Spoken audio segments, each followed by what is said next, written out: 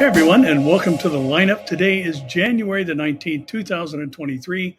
I'm Barry Stagner, and as you can see, my good friend Amir Tsarfati is here, and we are actually in Davao, Philippines, and looking forward to this Saturday teaching the book of Revelation in one day. So we need prayer. Last weekend it went fabulous. It was just a great day, Yes. and we made it through. It all worked.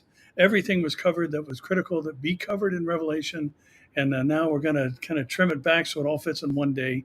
And just really Because looking forward because to that. last weekend it was Friday night and all day Right, Saturday. right. This time we don't have the luxury of having Friday We've night, got 5 so sessions to we teach the cram it whole all. book. So Correct. looking forward to that. And then the next day we're going to be at Praise Revival Center. Praise Revival Center. And both Amir and I will be teaching there here in Davao and looking forward to that. But we wanted to pause and maybe catch you up with some things going on, specifically in Israel. And, as usual, or per usual, we cover a lot of things here on the lineup. But we're going to focus primarily on the nation of Israel and what's going on there. But the first thing I wanted to talk to Amir about is, something we've been talking about here on the lineup about the fact that with this new government, and we're hearing a lot of things about the extreme right and some of those who were elected to office and appointed to cabinet posts by Netanyahu have caused a lot of ire around the world and certainly in your country. But here this past week, there was a group of Democrat senators from the United States that came that said they're not going to meet with a couple of far right individuals within Netanyahu's government. And there's been a lot of things kicking up some dust around the Temple Mount as well. And so maybe you can kind of talk to us a little bit about how significant this administration is. Well, our new government is something that the people voted for in overwhelming majority, 64. And if you omit the Arab Muslim votes, I mean, it's versus 30 something. That's a big majority among the Jewish people. And definitely Israelis are not into the liberal progressive government that we had. Now, the media is for it. And therefore, the media is doing whatever it takes to make this new government look so bad. Let me tell you something. The same thing that they say now about Ben Gvir and Smotrich, they said about Bennett. But when Bennett moved to their side, suddenly he was a saint. When he was forming a government that will finally oust Netanyahu from the prime minister's office, then suddenly Bennett is a great guy, is a patriotic guy. All the bad things they said about him, all the bad things they said about his policies, suddenly disappeared. So it's all about position. It's all about where the person is at the moment compares to what you want him to do. The media in Israel, like most of the world, is very liberal, very progressive. They want Palestinian state. They do not like Zionist idea of our rights over the land. They will fight more for the rights of the Palestinians than over the rights of the Jews here in the land. This is exactly what we see that the media is doing in other parts of the world. So I'm not surprised. But to be honest, nothing that this government is about to do is something that is so revolutionary. Think about it. This government, for example, Ben Gvir went up to the Temple Mount. Well, his predecessor did the same. Right. And the one before did the same. But because it's Ben Gvir, they made it look like he is about to set the whole region on fire. And by the way, his going up to the Temple Mount was to prove that Hamas is only talking in hot air. And sure enough, they did nothing. That's the first thing. The second thing is one of the flagship policies of the new government is to change the judicial system in Israel that over the last 20 years swung all the way to be the fortress of the left liberals. Israel is the only country in the world where the judiciary branch is electing the judiciary branch. So what the new government is trying to do is taking things to the place where they were supposed to be originally, and that's that the legislative slash the legislative branch basically will be the one who is electing the judges, which is what you do in America. Mm-hmm. This is what they do in most of the world. Now they are portray the left in Israel is so angry. Why? Because in the legislative branch we have the majority. Right. So Right. they know that they are going to lose their last stronghold. The last stronghold. Because today, after they lost the control in parliament and in government, the only thing that they're still holding on to is the judicial branch and the media. And if they lose the judicial branch, they're only left with media. So the media is now screaming as hard as they can that there is a coup in Israel, that there is some undermining of democratic ideas. All of that is okay. I'm not going to use that word, but it's baloney.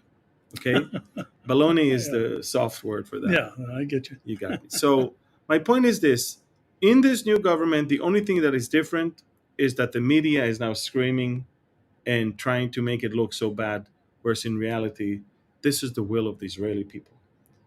That's it. Yeah. And what the left is saying? Well, the majority is not right. We're right. The majority is not right. Yeah. And so, you know, this is democracy. Democracy, it's the rule of the majority. We're not saying that we're destroying the minority, but it's the rule of the majority. When Lapid became prime minister and people ask him, why are you appointing only your own people? He says, well, this is what it means to govern. You appoint right. your people. And now when Netanyahu is appointing his, Lapid says, this is a revolution. This is a coup. This is whatever. It's all about position. And so I'm saying, the way things appear and sound is not the way things are. And I think that the Israeli government needs to have a better PR in to explain what they really do. Yeah, looking at what's been going on in recent history, and all of these things have elements that lead to what's going to happen during the tribulation. But I was just thinking as you were talking, initially some years ago we had the right and we had the left. And then we had the far right and the far left, and then we had the far right, the moderate right, and the extreme right, and now we have the left, the far left, and the extreme left. And it seems as though this polarization is becoming more and more Correct. concrete, where when the opposite party gets in office, they are the enemy. They have to be destroyed, taken out in whatever means possible.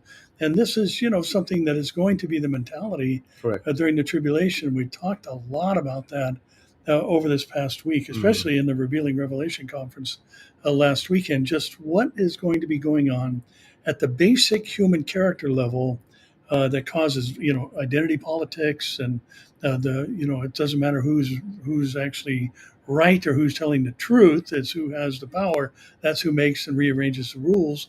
And we're seeing that happen in two countries that have really, I think, had a camaraderie and a like mind, and now they seem to be drifting apart. Where we've got Democrat senators going to Israel and saying, we don't want to meet with Smotrich and Ben-Gvir.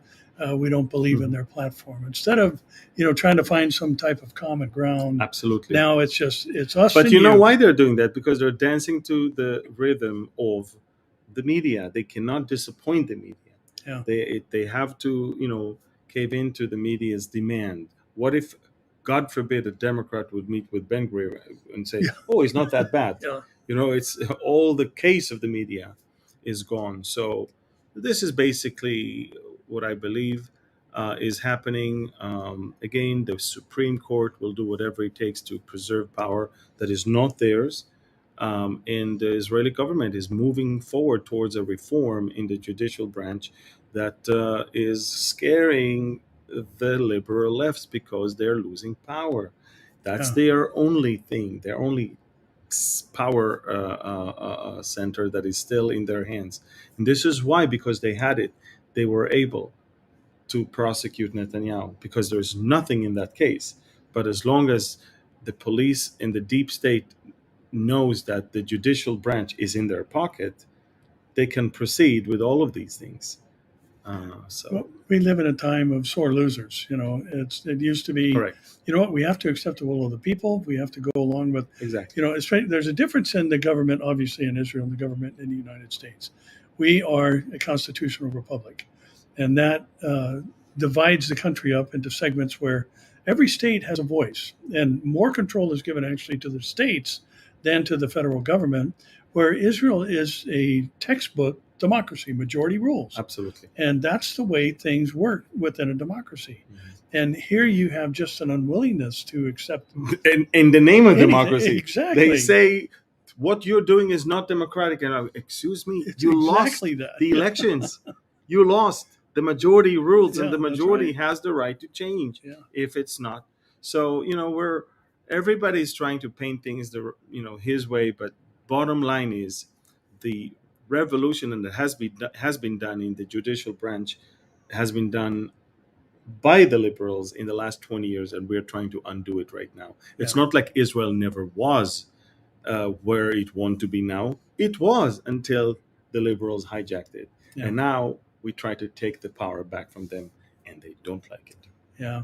Amir, I ran across a story today, moving kind of over to the States for a second. It was in Texas, where in a specific town, there was a police department that was given a pizza night sponsored by a Christian organization. And the far left protested so loudly against this Christian organization donating to thank the police department that the police department returned the gift. Hmm. Instead of being thankful that there's people within the community that say we want to recognize those who are protecting us, it's what these who want to recognize those who are protecting us are the polar opposite of what we think and believe is right for the country. So you don't have any right to accept a gift from them, and it's just gotten so bizarre. But it's funny, and it's out of the hand. same left that wants to defund the police, but it's also the same left that will call the police when something That's happens. right. That's right. And have armed guards all around them as they travel. Yes. It's just hypocrisy. No just wall, beyond. but around their houses there are walls. That's right. That's right. But we're seeing a lot of things happening, in Israel today, and we were talking a little bit about this earlier today, and just the shift, and when we're starting to hear the same kind of talk out of Netanyahu that we've always heard, that hey, we don't care what the rest of the world thinks. Iran will not have a nuclear weapon, and if we have to act alone, we're going to act alone. And again, this type of the world views this as some kind of cavalier attitude of saying, hey, we're going to protect our country, and all of a sudden that's a negative. And we saw that with Trump, make America great again. What a horrible thing to say in the minds of some. Yeah. And nationalism, which once was the heart and soul of every country around the world that had at least an element of freedom, is now something ugly and dirty, and it's repulsive to so many. And I think that's part of why there's so much blowback with Netanyahu, because he wants Israel to be what he contributed a lot to make it. Yeah. And this it's the eighth most power. We talked about this, I think, in a message last night. Little bitty Israel, and we always talk about the fact that on a world map, the name of Israel has to be written out in the Mediterranean. Exactly, because it's such a small country, 8,300 square miles, and yet it's the eighth most powerful country in the world. Isn't that interesting? Yeah, it's interesting that for the longest time, Netanyahu has been trying to convince Europe and America that the Revolutionary Guards, the Iranian Revolutionary Guards, which, by the way, people don't know, when Khomeini took over in February of 1979, he didn't trust that the police and the army of Iran will collaborate with him. He was always afraid that they are going to throw him out. So he created a proxy military force and police force, and that is the Iranian Revolutionary Guard Corps. These are an entity that is parallel to the Iranian military. Yeah. So the Netanyahu has been saying for the longest time, these are terrorists. They're funding terrorist organizations all around the world to be their proxies all around.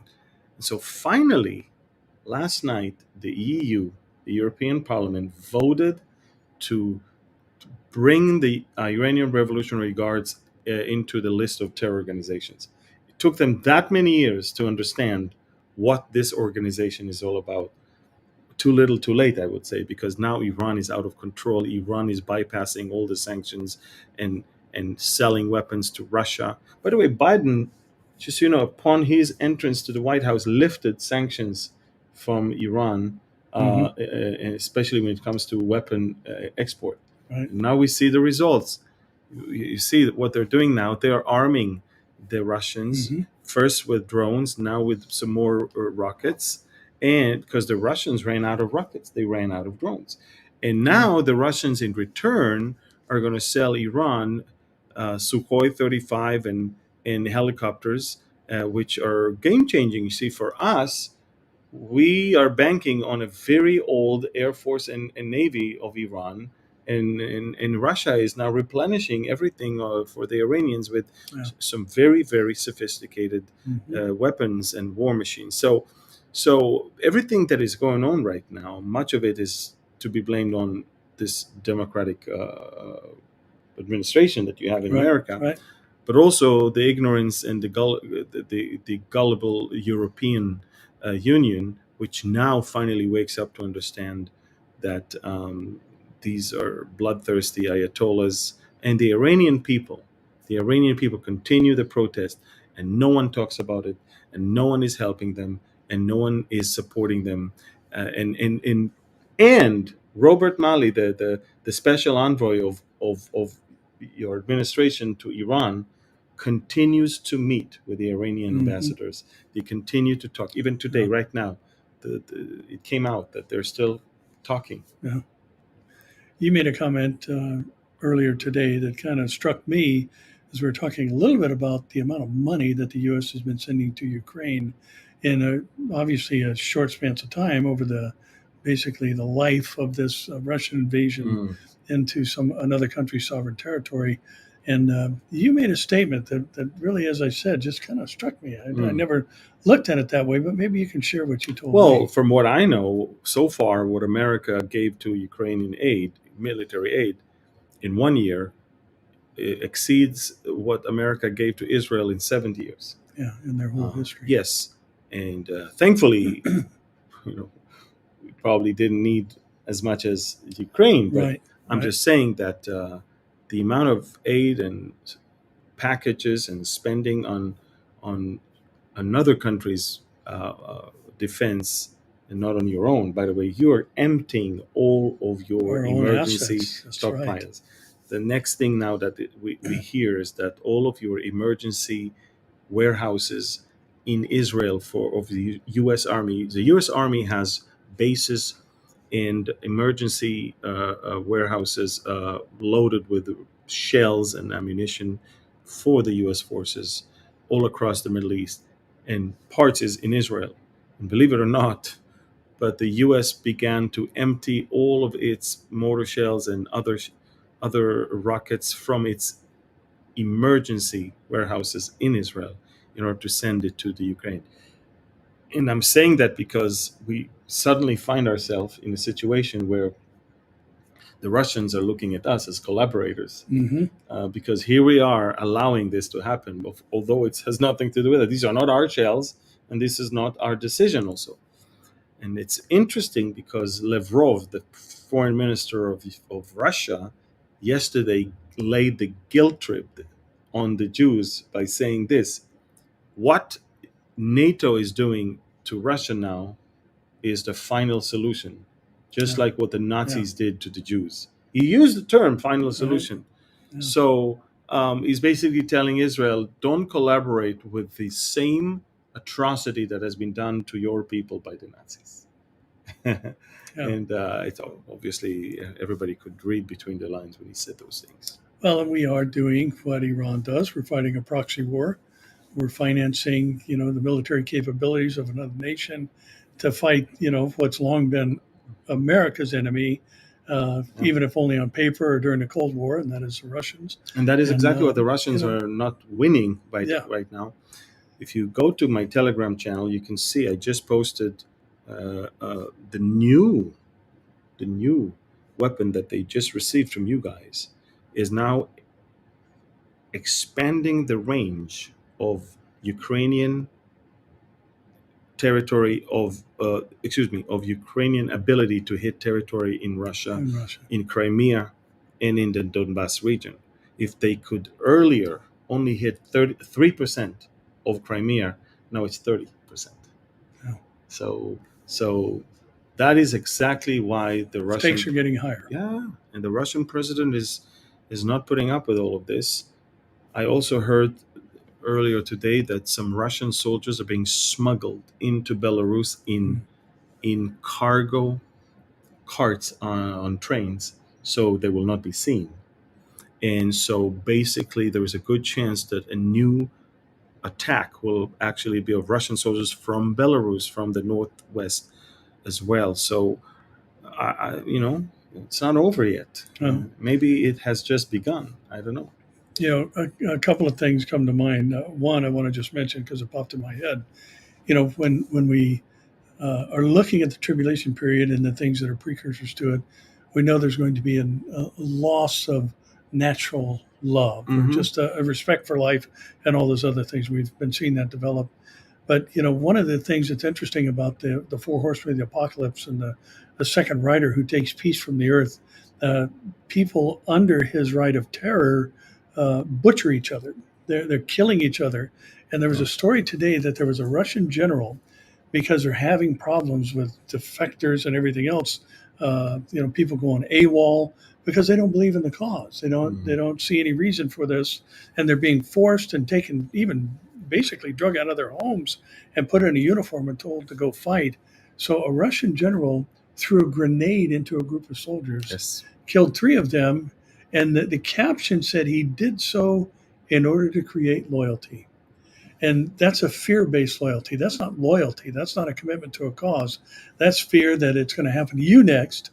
And what a butcher's mentality to take and use that as a motivating element to actually kill 3 of your own men, so everybody else will toe the line.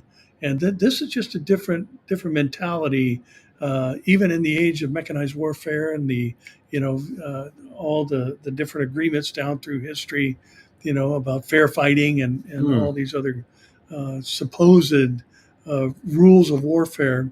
But it's just, this is barbaric for someone who has a high rank in their own military to do something. Super barbaric. And we see that Putin is plotting on having another draft of soldiers very soon, which means he ran out of the cannon fodder, you say? Fodder.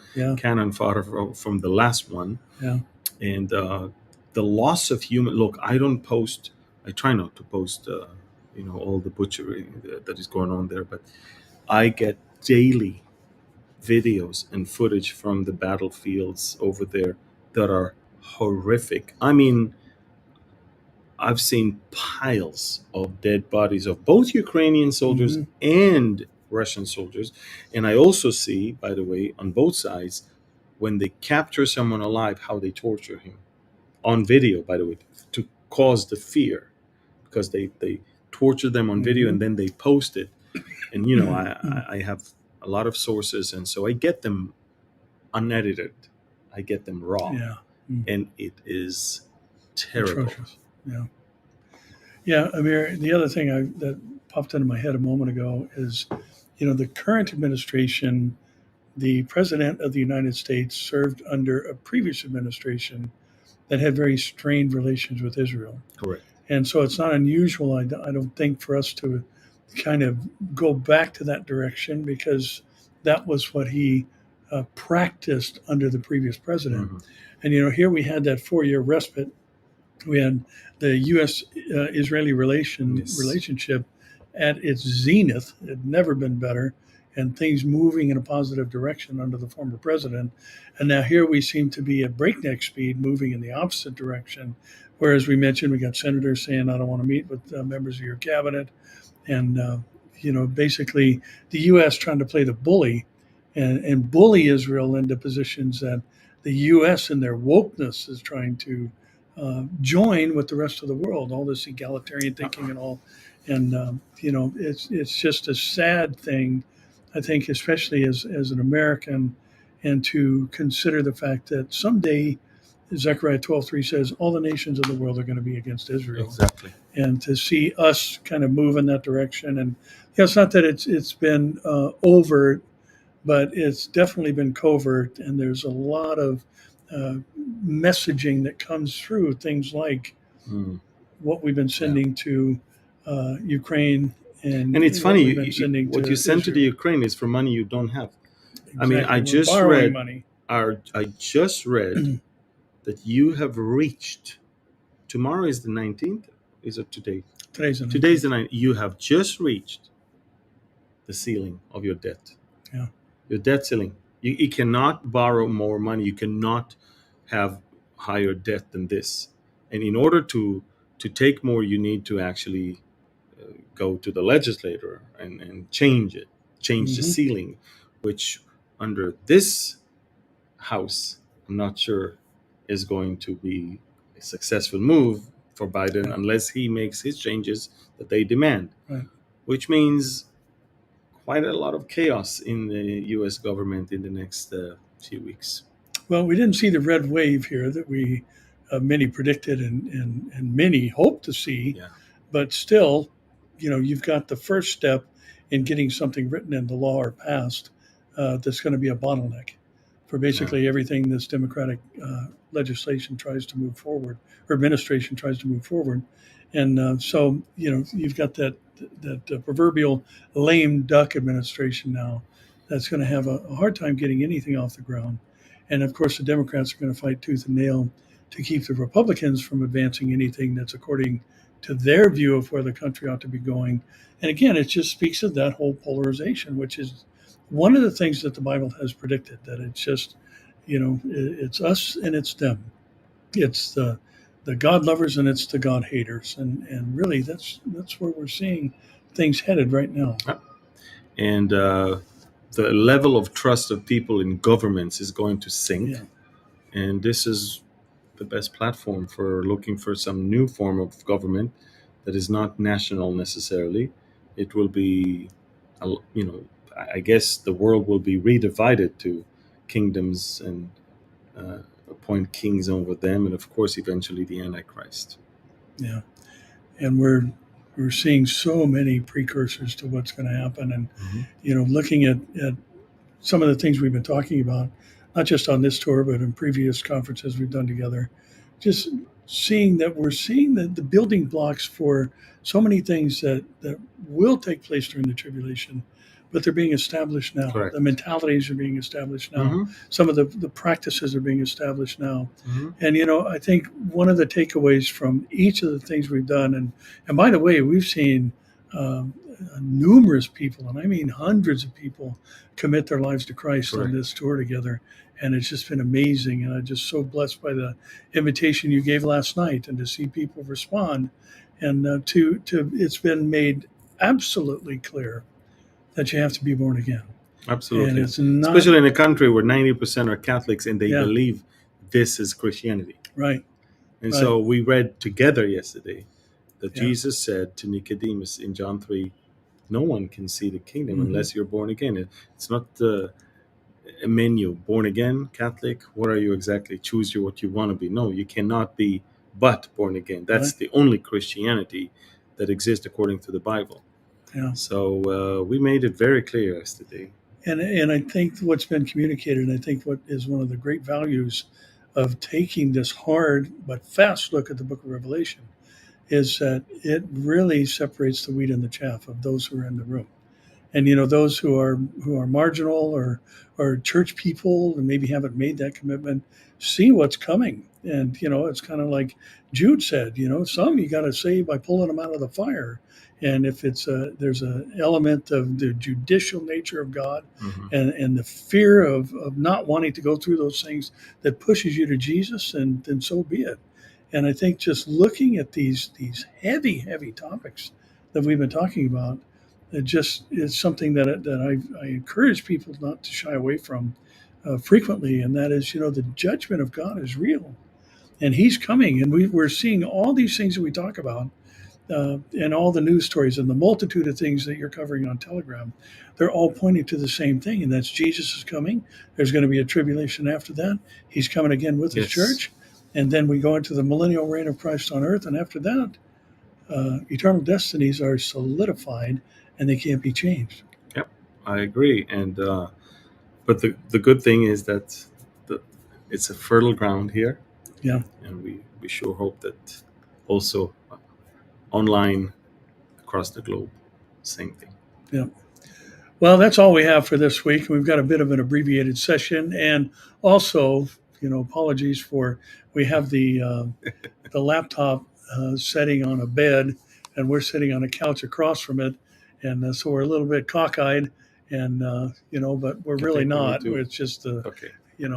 But anyway, apologies for the quality of the. I wish the we could picture show and all. you that the lighting device is sitting on three pillows, Three pillows. on bed, and the sofa is right here, and we couldn't find a better way to. But this is the fun part of traveling and doing these things. You got to do what you got to do. So, all right. But thanks for joining us. Thank and you know what? Make sure you follow Amir on Telegram. He's got information coming at you all day, every day. And hey, again, now that I'm sitting here with the other author of Bible Prophecy, The Essentials, just from both of us, thank you. Yes. For those who purchased and pre-ordered the book. And as we mentioned, if you've been looking on any of our social media platforms, Publishers Weekly ranked this book as number 9. So it made a national bestsellers list and one of the top 2 national bestseller lists. So we're very grateful for that. Yep. And you know what? If you bought the book and you've read it, go and give a review on Amazon, because all this stuff helps get the word out. And one of the things, Amir, I think there's like 100 comments so far, 100 reviews so far. And one of the comments I've been consistently seeing is this answered a lot of questions I had. This helped me because I never understood that. Or this was something that was just a total conundrum to me. I didn't get it. And this book has been so helpful. And that's the whole point of writing the book, is because they are the questions you all have asked. And so just thanks again for jumping in. And don't forget, when next week and in Anaheim, California, it's hosted by Calvary Chapel Tustin, but it's our 8th annual Proximity Prophecy Conference. And Amir's coming back to the States, and he'll be joining us, Pastor Mike Olay, the operations manager from Behold Israel, one of the funniest people I know, and a great Bible teacher. He's going to be teaching as well. And then Jan Markell is going to be joining us via video from Minneapolis, and we're going to be doing kind of a special session, like an update, much like we do here, and Amir's updates that he does as well. Yeah. And then we'll finish off with Jan joining us for a live Q&A session. So that's next Saturday, or a week from Saturday, January 28th. If you're here in Southern California or in driving distance, it'll be held at Calvary Chapel East Anaheim. It is a Calvary Chapel Tustin event. And if you'd like to register and join us in person, just go to cctustin.org. And there's a place for you to click on, and it'll take you to the registration page. So otherwise, you can join us online. It'll be streamed through Behold Israel. It'll be streamed through Calvary Chapel Tustin, both of our personal Facebook and YouTube pages and channels, as well as Calvary Chapel East Anaheim live streaming. So lots of opportunities for you to join us, and I hope you do. I think it's going to be a very important day as we are getting closer and closer and closer to that moment and twinkling of an eye. When we're going to be out of here and forever be with the Lord. So, Amir, thanks for joining us. Thank you, Pastor Barry. Appreciate you being here. Appreciate your ministry. And just look forward to what's going to happen in the future. So with that said, that's all for today. And as we close every week, we'll see you here, there, or in the air. God bless you.